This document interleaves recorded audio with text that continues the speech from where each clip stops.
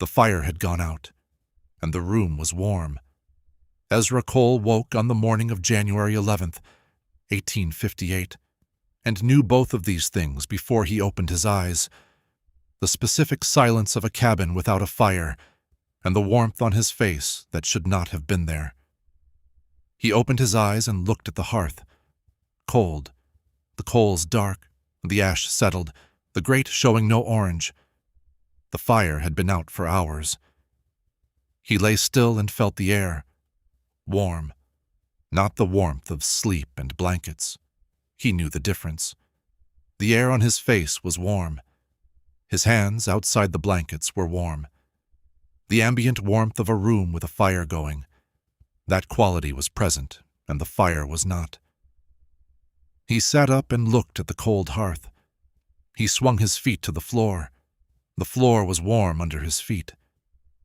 He crossed to the hearth and held his hand 6 inches over the grate.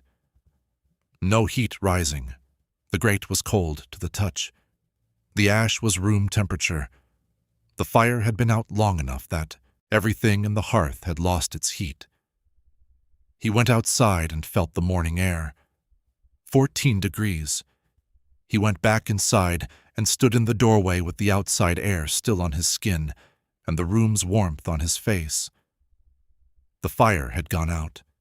The room was warm. If you find yourself drawn to places like this, where something doesn't behave the way it should, please subscribe.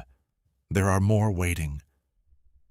He rebuilt the fire, because that was what you did in January at 14 degrees outside, regardless of the fact that the room was already warm.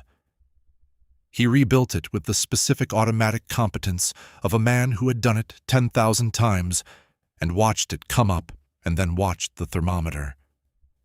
53, 54 as the fire grew, 55. The room was warming above its baseline, the fire adding to what was already there. He watched it climb, and then he let the fire settle to a normal level and watched the thermometer settle too at 56, 57. He thought. The room was at 53 without the fire. The fire added 4 degrees. He thought, I could heat this cabin to 65 with a good fire, but it will go back to 53 when the fire goes out. He let it burn down that evening without adding wood. He went to bed without banking it, without the specific nightly routine of arranging the coals and reducing the air to produce the slow overnight burn that kept a cabin survivable by morning. He had been performing that routine every winter night for 7 years. He set it aside. He woke in the morning to a cold hearth and a warm room. He lay in the dark and held this. He thought, the room does not need the fire. He did not know what to do with this thought. He had never had this thought before. In 7 years of winter mornings, the fire had been the condition of the room's warmth. You built the fire, and the room warmed.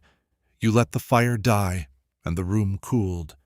The relationship between combustion and temperature was the most basic physical fact of a winter cabin, and he had been operating within that fact his entire adult life. The fact was not operating the same way this morning. He got up and rebuilt the fire because January was January, and an unlit fire in January felt like negligence regardless of the ambient temperature, and he was not a man who was comfortable with negligence. But he had noted it. He had it now, noted and filed and available to be checked against the following morning. Ezra Cole had been in the East Ridge cabin since 1851, 7 years before that January. He was 36 years old, a farmer by trade and a careful observer by temperament, the kind of man who kept the specifics of his situation in order in his memory, not as a formal practice, but as a habit of mind that had served him well across 7 years on a ridge where inattention had consequences. He knew this cabin the way you knew a thing you had been living with for 7 years, not just its dimensions and layout, but its behavior. the specific ways it responded to weather and seasons and the wood supply he put into it. He knew how long a good fire held against a hard freeze.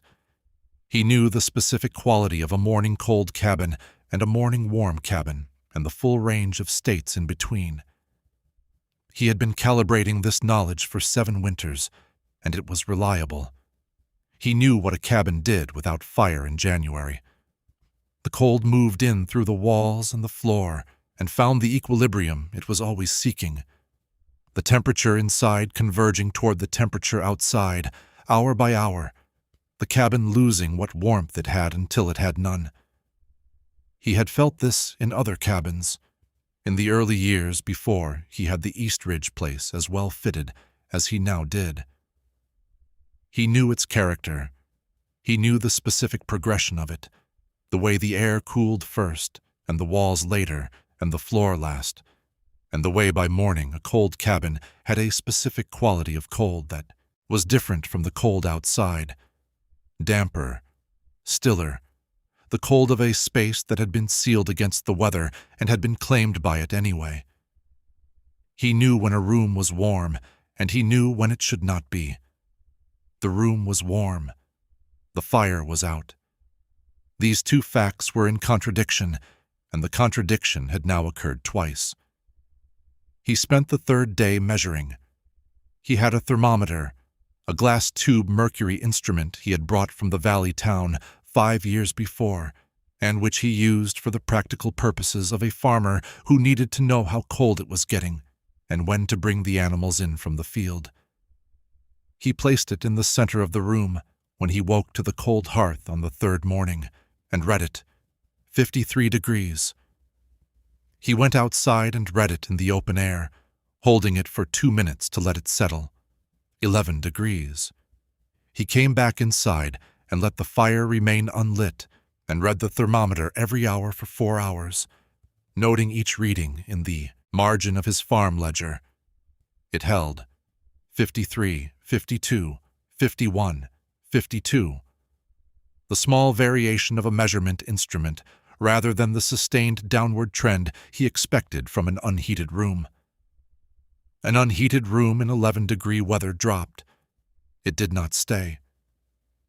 He checked the thermometer twice on the 3rd reading, holding it at arm's length in the center of the room and then again closer to the north wall, looking for the variation that would suggest a pocket of retained heat, a specific warm zone.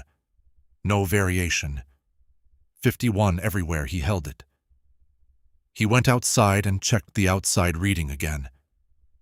11 degrees. He came back in. He wrote the numbers down. He looked at them and then he set down the pen and looked at the numbers without the pen in his hand, which was different. The pen in hand was the position of a man who was gathering information, and he wanted the position of a man who was receiving it. 52 at the end of 4 hours in 11 degree. Weather looked like this was not happening. He knew the rate. He had measured it before, out of the practical curiosity of a man who kept records, tracking how fast a cabin lost its heat on a hard night. He knew what 52 looked like at the end of 4 hours in 11 degrees. It looked like 45, dropping. He went outside one more time and stood in the cold for 30 seconds, and then came back in. He was not imagining it. The room was holding warmth without a heat source. He had the numbers, and the numbers were clear. He spent the rest of the day looking for the heat source, with the uneasy feeling of a man who suspected he was not going to find one. He looked for heat sources, the way a careful man looked for heat sources, methodically, beginning with the most likely and working toward the less likely. He had a week now of measurements that he trusted. He knew the phenomenon was real. What he needed to know was its mechanism. The chimney first. A blocked flue could, in theory, retain heat in the firebox and radiate it back into the room.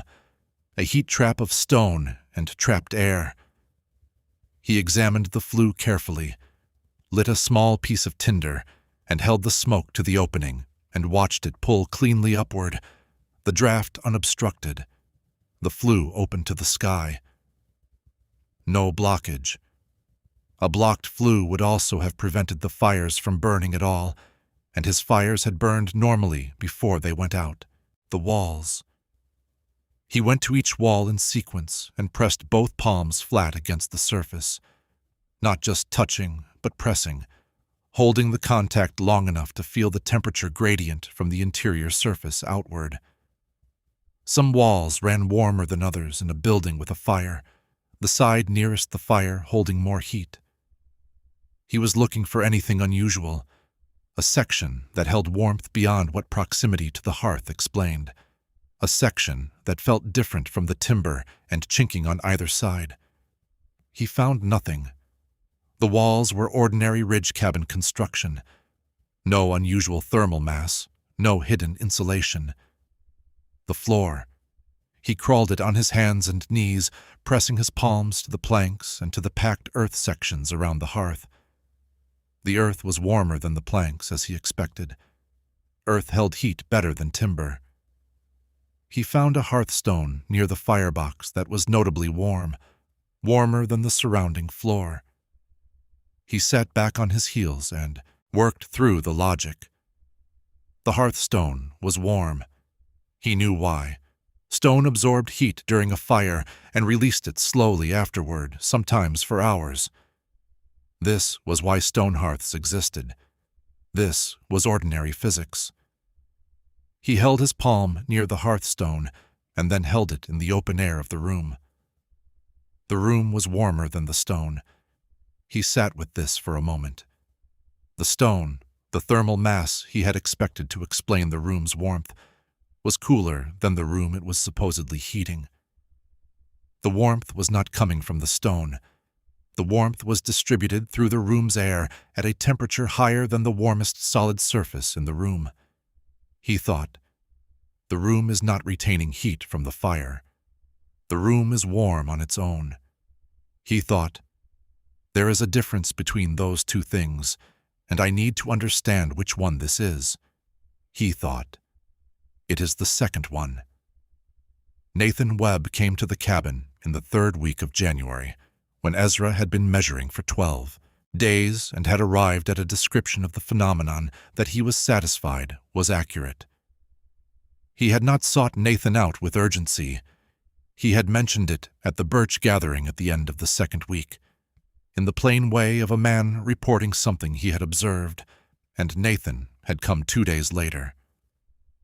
Nathan was the Webb that the Hollow had in 1858, 47 years old, the son of the previous Nathan, having inherited, along with the farm, the family's disposition toward careful examination of whatever the Hollow produced. He came to the cabin with his own thermometer and his own notebook, and he spent a morning doing what Ezra had done, measuring, pressing walls, examining the hearth. He found what Ezra had found.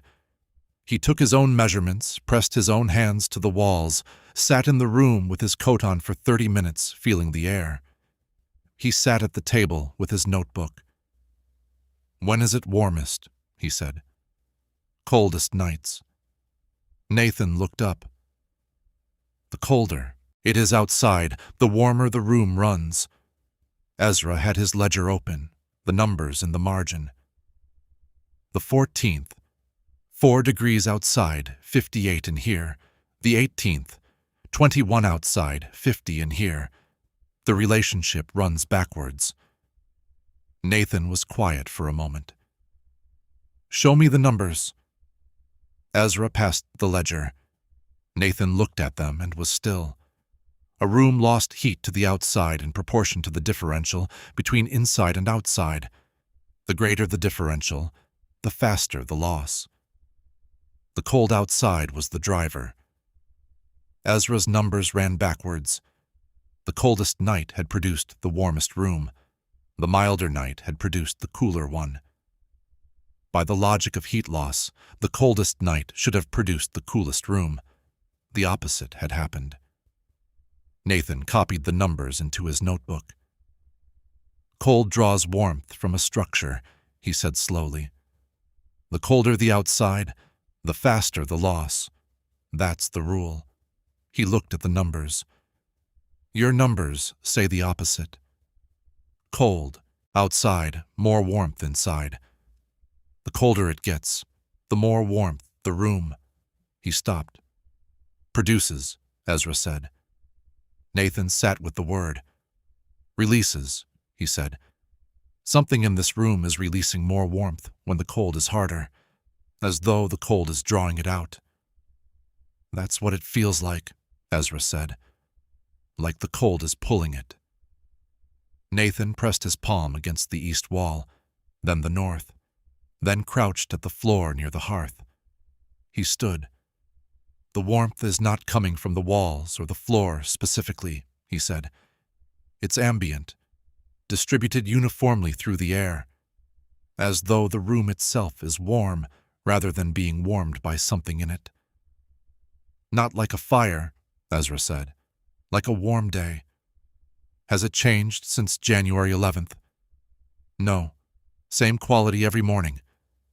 And when you have a fire going, the room gets warmer than the baseline. When the fire goes out, it returns to the baseline. A baseline of 50 degrees in January. On a night when it's 4 outside, Ezra said. Nathan sat at the table and looked at his notes. I don't have an account for this, he said.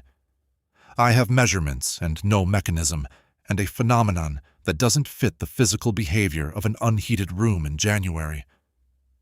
He looked at the hearth. What I have, he said, is a room that is warm. Ruth Finch came on the 4th day after Nathan's visit and stayed for 2 hours with the fire out and the outdoor temperature at 12 degrees. Nathan had told her about it. He had told it specifically, the way he told things, the measurements, the inverse relationship, the ambient distribution, the absence of any surface source.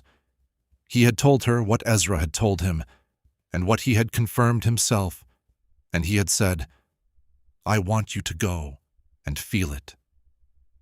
He trusted Ruth Finch's felt sense of things, the way he trusted his own measurements. They were different instruments, and they produced different kinds of information, and he had learned over many years that you needed both. She came because she was Ruth Finch, which meant she came because she had decided she needed to know something firsthand and had arranged for it. She was 58 years old and had been in the hollow her whole life and had the specific accumulation of a person who had paid attention to the same place for 58 years and who had developed, from that paying of attention, a felt sense of what was normal and what was not. She sat in the chair beside the cold hearth with her coat on. She had kept it on as a form of discipline, not trusting herself to accurately report the warmth if she let herself settle into the comfort of it. She sat for 2 hours, and she felt the room, and she thought about it. She said, It's warm the way a room is warm after a full day of fire. Not the sharp warmth of a fire actively burning, the settled warmth of heat that has been in a room for a long time and has distributed itself through everything. She paused. The room feels like it's been warm for years. Nathan waited. He's been here 7 years, he said. 7 winters of fires in that hearth. She looked toward where the cabin sat on the ridge. Whatever that hearth has absorbed, it's giving it back. She put her coat more firmly on, the gesture of a woman preparing to go back into 12-degree air. The cold drew it out, she said. That's what the inverse relationship is. The cold called it out of wherever it was stored. Nathan wrote, R. Finch. Room feels like it has been warm for years. 7 winters of fire absorbed. Cold drawing warmth out of stored accumulation. The colder outside, the harder the draw. Mechanism unknown. He thought. Thermal memory. He did not know if that was a real thing or a phrase he had invented. He wrote it down anyway and left it to become whatever it became. Ezra let the fire go. Not all at once. He rebuilt it on the cold mornings for another week, because the habit of 7 winters did not release in a single decision. There was something in the act of building a morning fire that was part of how he thought about the day, the specific starting up ritual that organized the morning's beginning. The strike of the flint, the catching of the tinder, the specific sounds of a fire coming up. These were the sounds that told him the day was beginning and that he had done his part to make it warm. He had been making those sounds every January morning since he was old enough to be trusted with a fire. He kept the ritual for another week while he thought about what he was deciding. Then, on a night in the last week of January, he let the fire burn down to nothing, and he went to bed without banking it. He lay in the warm room and looked at the dark ceiling. The fire was out. He was warm. These 2 facts had been true every morning for 3 weeks, and they would continue to be true, or they would not. And either way, he had been measuring, and the measurements were reliable, and the room was warm, and he was going to let it be warm and see what happened. He slept. He woke warm. February came, and the room held. He burned a fire maybe 3 times that month. Not for heat, but for the specific quality of a fire-lit evening that had nothing to do with temperature, the comfort of the flame's movement and sound, and the particular quality of firelight on the walls. The room was already warm. The fire was an addition to the evening, rather than a requirement of the night. He moved differently through the cabin, without the fire's demands, without the morning ritual of rebuilding it, and the evening ritual of banking it, and the constant background awareness of the wood supply and the draft and the temperature. Without all that, the cabin became quieter in a way he had not anticipated. Not colder quiet. Warm quiet. The warmth was there, and it asked nothing of him, and he moved through it without the maintenance that had always accompanied it. He found he missed the fire less than he had expected. He had thought he would miss it the way he missed other familiar things when they were absent, with a specific hunger for the thing's presence. He found instead that warmth without fire had its own quality. Quieter, as he had thought, but also more permanent feeling, less dependent on his attention. He had been tending the fire every winter morning for 7 years. The tending was a relationship, his effort going in, the warmth coming out. He had not thought about what the warmth did after he produced it. He had not thought about whether the room was a participant in the relationship, or just a space it happened in. The room was a participant. He sat at his table in the warm February cabin with no fire burning, and thought about what it meant that a place could hold what had been put into it. Not the way a box held its contents, passive and inert, but the way the ground held what was planted in it. Absorbed, changed, available to come back in a different form, under the right conditions. He thought about Ruth's word, given back, not lost, not dissipated, not escaped up the chimney. Given back. The heat kept in the fabric of the cabin all along, patient, waiting for the conditions that would draw it out. He thought, the cabin has been keeping warmth for 7 years. I put it there, one fire at a time, and it kept it. He thought, a place remembers what it's been. He did not know if that was true in any way he could defend. He thought it was true in the way the warmth was true. Specific, felt, real, present in the room, with him right now on a February morning, with no fire burning. He thought, whether it comes back next winter, or in 20 years, or never, the warmth I put into this room has not been wasted. He noted the question and waited. The hollow had its own accounting of Ezra's cabin through January and February. People came to feel the warmth the way they came to examine other things the hollow produced, specifically, reliably, without drama. They sat in the cold hearth cabin in a cold month and felt the warmth and confirmed it and went home with the confirmation in their bodies, rather than merely in their minds, which was the kind of knowing that was harder to argue with. Thomas Pratt came on the 19th and sat for an hour without his coat, which was itself a form of testimony. A man who had spent 40 years developing the instinct of keeping his coat on in January, taking his coat off, because the room told him he did not need it. He said the warmth felt like the warmth of a church that had been heated before the congregation arrived, the warmth that preceded a fire's moment that a room held when someone had prepared it for use. He said it with the specific quality of a man who was not fully comfortable with what he was saying, but who was saying it because it was accurate.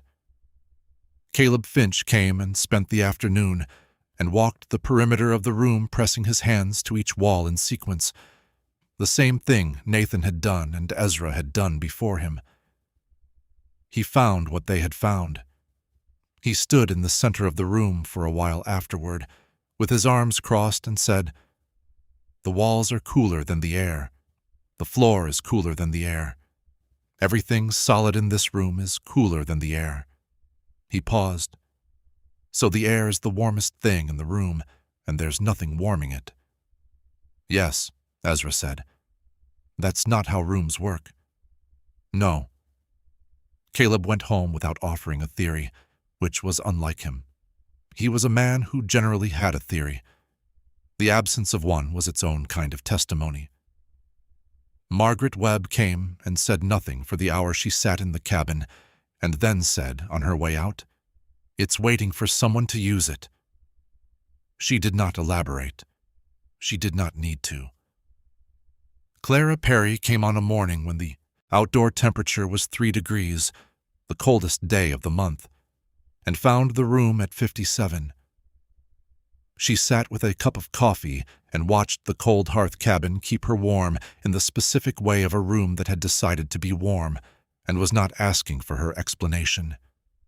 She said afterward that it was the most comfortable she had been in any January in her memory, and that the comfort was the strangest part. That warmth without a fire felt like something that should have required more effort to accept than it did. The hollow took the cabin's warmth and filed it alongside the other things it had accumulated over the years.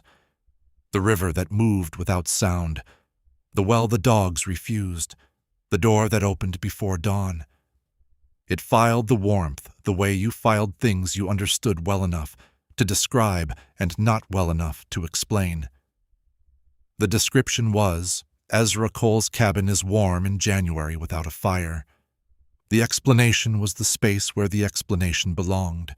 Nathan wrote in his notebook across his 7 visits. Room temperature consistently exceeds expected for unheated structure. Mean differential 22 degrees. Warmth ambient, not emanating from any surface, distributed uniformly through the air. Coldest nights produce widest differential, not narrowest. Inverse relationship between indoor warmth and outdoor cold. He wrote, "This inversion is the most significant element. Normally, a colder night drives more heat from a structure. The differential between inside and outside is what moves heat through walls, and a larger differential moves heat faster. What Ezra's cabin is doing is opposite.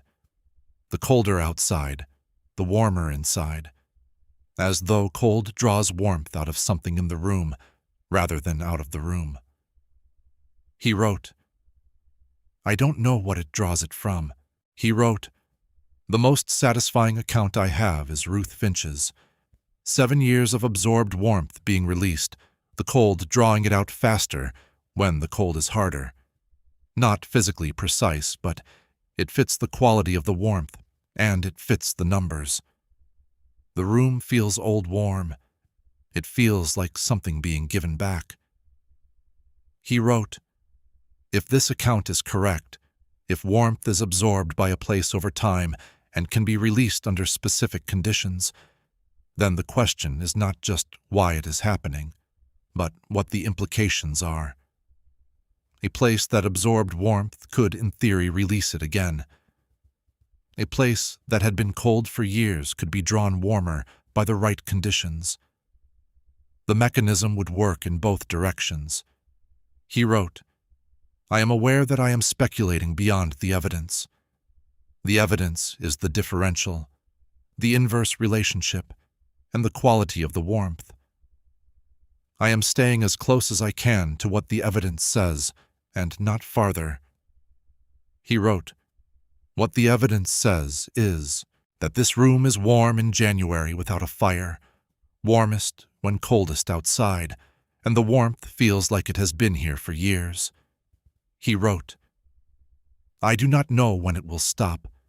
He wrote in his last entry, before the differential began to close in March, "I do not know if it will happen again. I hope it will. Not because the room being warm is useful. Ezra has been warm in January, which is good. But because of what it would mean if it happened again. It would mean places accumulate what is done in them. It would mean the warmth a person puts into a place persists in some form beyond what is visible. It would mean something about what we leave behind when we leave a place." He wrote, "These are the implications of the evidence, if the account is correct." He wrote, "I do not know if the account is correct." He wrote, "I think it fits. It stopped in spring." Not suddenly, gradually, the way warmth left a room over time when the source of it was removed. March brought the first warmth from outside, the specific thaw quality of March on the East Ridge, and the differential narrowed. The room was still warm. The outside was warmer now, and the gap between them closed from both directions. By the second week of March, the room was running at 54 degrees on afternoons, when the outside was 48. The gap was 6 degrees now, where it had been 22 in January. He measured it every morning through March, and noted the numbers in the ledger margin beside the January and February numbers. January 14th, 4 outside, 58 inside. Differential, 54. February 3rd, 9 outside, 56 inside. Differential, 47. March 12th, 38 outside, 54 inside. Differential, 16. March 28th, 47 outside, 51 inside. Differential, 4. The differential was closing. The stored warmth was dissipating, or the cold that had been drawing it out was no longer cold enough to draw it. Both, maybe. April arrived, and the outdoor temperature climbed past 50 on good afternoons, and on those afternoons, the room and the outside were approximately the same temperature, and Ezra could no longer tell by standing in the room whether it was warmer than outside or whether he was simply inside. He measured it on a warm April morning, 48 inside, 52 outside. The room was now slightly cooler than outside on warm days, which was what you expected from an uninsulated structure, the interior trailing the outdoor temperature, rising with it, but not ahead of it. He stood in the cabin in the April warmth and felt the specific ordinary quality of a room that was the same temperature as the world outside it. No differential, no distinction between what the cabin held and what the air held. The cabin was not warm. The cabin was April. The warmth was gone. He stood in the cabin on that April morning and felt the ordinary temperature of an ordinary room in ordinary April, and thought about January and February and what the cabin had been all winter. He thought about the cold hearth and the warm room. He thought about February nights with no fire burning and the room holding at 50, while the outside was 8 degrees. He thought about the quality Ruth had named, old warm, the warmth of something being given back, and he thought about what the cabin had given back. 7 winters of fire, 7 winters of burning wood in the hearth and heating the room and banking the coals at night and waking to the fire's residual warmth. 7 years of the cabin being heated, of heat entering the wood and the stone and the air of the room. He had thought the heat went up the chimney and out into the January night and was gone. He had thought each fire did its work and left nothing behind. He had been wrong about that. Or the cabin had been right about something he hadn't known to ask. He rebuilt the fire that afternoon, not because he needed it, but because April. Afternoons on the ridge could still be cold, and because the habit was returning now that it was the relevant thing. He built the fire and watched it come up and felt the room warm around it, the warmth of the fire layering over whatever temperature the April air had brought in. He watched the room warm, and he thought about where the warmth was going. Into the walls, into the floor, into the air of the room, the same places it had always gone, invisible, accumulating in whatever way warmth accumulated in the surfaces and fabric of a place you had been heating for years. He had not known it was accumulating. He had thought the heat went up the chimney and out into the January night and was gone. He had thought each fire did its work and left nothing behind. He thought, the fire never left nothing behind. He thought, I'm putting it back in. He thought about Ruth's account, 7 years of warmth given back at once. He thought, the next time the conditions are right, whenever that is, in 7 more winters or 20, or not in his lifetime, there would be more to give back. He had been adding to it all along without knowing. He would add to it now that he did know. He tended the fire and watched the room warm. He thought, I'll keep putting it back. He thought, just in case. The fire went out, and the room never cooled. Not through January, not through February, not until the spring warmth made the cabin's warmth indistinguishable from the world outside. The differential closed week by week, 54 degrees in January, down to 0 by April. The warmth releasing into spring, the way stored things released when the conditions that held them changed. The hearth held what had been put into it. For one winter, it gave it back. What the hollow carried from that winter was the description. The room was warm when the fire was out, warmest when the outside was coldest, and the warmth felt like something from a long time ago. By April it was gone, or at least, by April Ezra could no longer find it. Whether it was gone, or simply indistinguishable from the spring air that had grown warm enough to match it, he couldn't say. And the following October, Ezra Cole split his wood and stacked it, and laid his first fire of the season and lit it. And the room warmed around it the way rooms warmed, and by January the walls and floor and air had absorbed another winter's worth of heat, patient and invisible. Whether it was still there after that first winter, held somewhere in the fabric of the cabin, waiting, he did not know. He kept the fire going. He kept his eye on the hearth in the mornings. Some January mornings he woke and the room was the temperature it should have been. Some mornings it wasn't. He kept records of both. These are stories from the edges of the recorded world.